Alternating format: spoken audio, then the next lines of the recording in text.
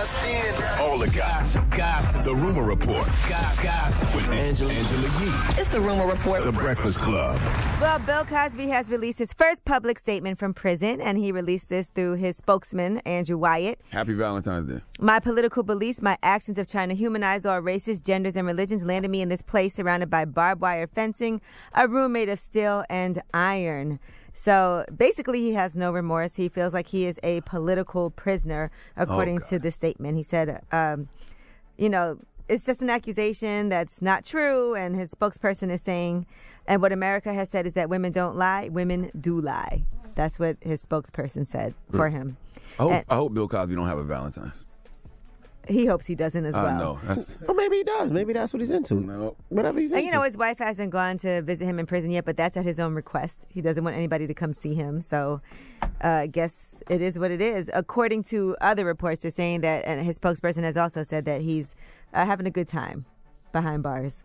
All right. ICE has dropped the aggravated felony charge against 21 Savage as the cause for his deportation. So I guess they're going to have to go through his paperwork and everything to make sure he can still stay.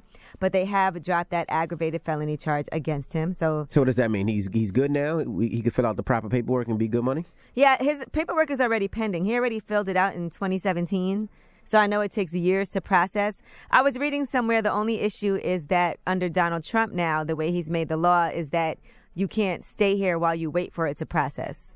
And sometimes it takes 4 to 5 years. So I'm not sure what's going to happen yet. But he does have children here. He has been, very community oriented. So. And he got that big guy Hove behind him, too. Yeah, he has a great lawyer now, thanks to Jay-Z. So we'll see what happens. He was released on bond on Tuesday, and that's it. And it's not like he hasn't been a productive citizen. Right. Especially since he's been in the rap game. Paid taxes. All them goddamn taxes he paid, you better let me stay in this country. All right. Now let's talk about Drake. His So Far Gone mixtape has hit streaming services. I didn't even realize So Far Gone wasn't on streaming services, but it has hit those streaming services for the first time. It's been 10 years since that mixtape came out. You know how I knew that was happening? Actually, because my best friend Santi Gold, he sampled her and has her voice on there for the song Unstoppable. Yeah, with Lil Wayne. And so they were trying to make sure all those clearances were right so they could put it on those streaming services. So now it's out on there. Who owns that? Who owns what? That project. Is it Jay Prince? Is it Drake? I wonder. Oh, I have no idea. But he did a post just talking about what everybody was doing 10 years ago.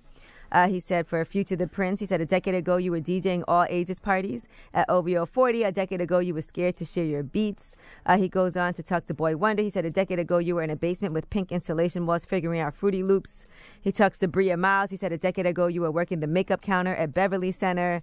And Trey Songz, a decade ago you were the first person to recognize potential and give me a cosign. He told LeBron, a decade ago you came to my release party at 6 Degrees and made me the biggest artist in the city off your presence alone. He told Kanye, a decade ago I rapped over your beat because you just made the best ish. And even though you stay wilding on Twitter these days, I will never forget what you contributed to the game and my career. He told Jazz Prince, a decade ago you took a chance on MySpace and introduced me to Wayne.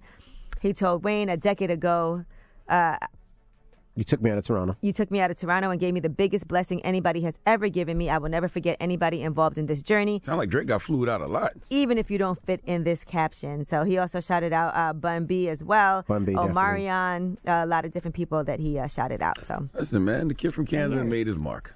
Okay? Absolutely. Yeah, I think 10 years ago. I think that's an understatement to say he made his mark. He made his mark.